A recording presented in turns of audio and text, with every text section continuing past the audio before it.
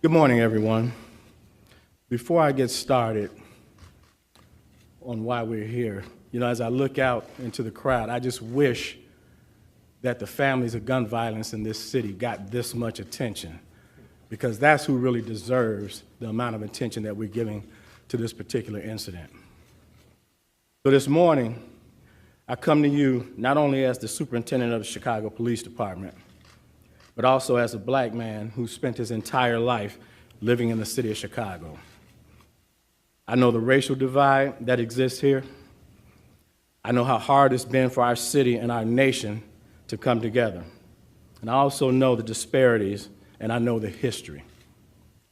This announcement today recognizes that Empire actor Jussie Smollett took advantage of the pain and anger of racism to promote his career.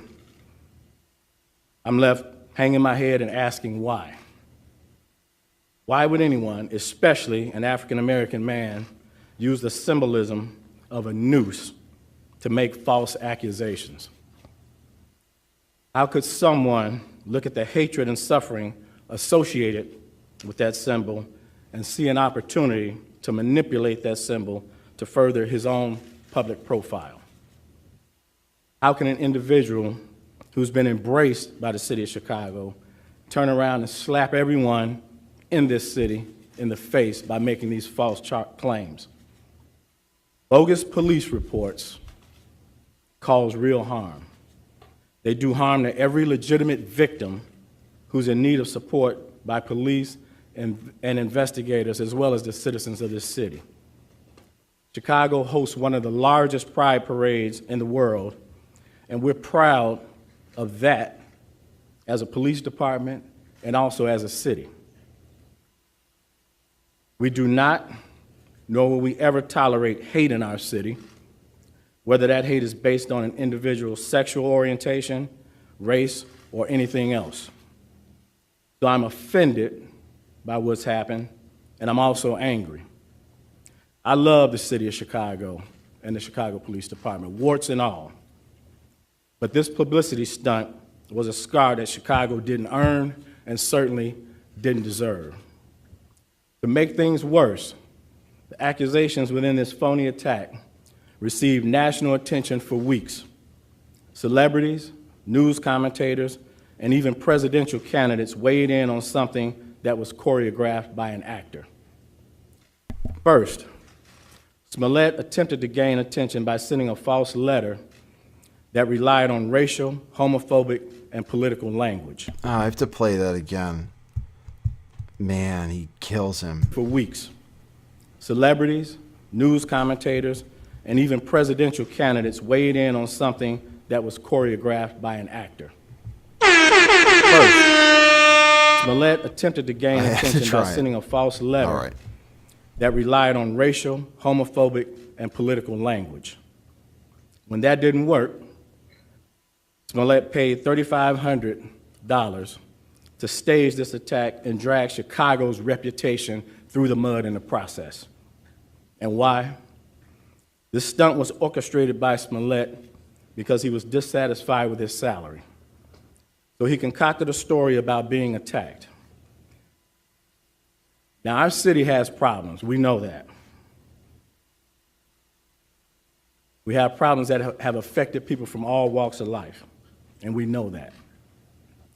But to put the national spotlight on Chicago for something that is both egregious and untrue is simply shameful. I'm also concerned about what this means moving forward for hate crimes.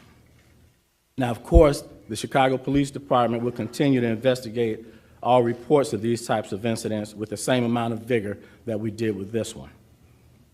But my concern is that hate crimes will now publicly be met with a level of skepticism that previously didn't happen. That said, Smollett was treated as a victim throughout this investigation until we received evidence that led detectives in another direction. I couldn't be more proud of the unrelenting detective work that went into this investigation, and I couldn't be more proud of every investigator that played a part in it. The detective work that we saw in this case is indicative of the work that our detectives do every day in this city. This case in particular involved hours of video evidence, which when combined with old-fashioned police work, uncovered the truth. These detectives deserve all the credit in the world for carefully analyzing the leads and the evidence for weeks before coming to their conclusion. I'd also like to thank the FBI for their help in this investigation. The FBI's partnership with CPD has been pivotal in this particular case. I only hope that the truth about what happened receives the same amount of attention that the hoax did. Sorry, hold on. Sorry, somebody just reminded me in the chat of the woman over his shoulder, stage left.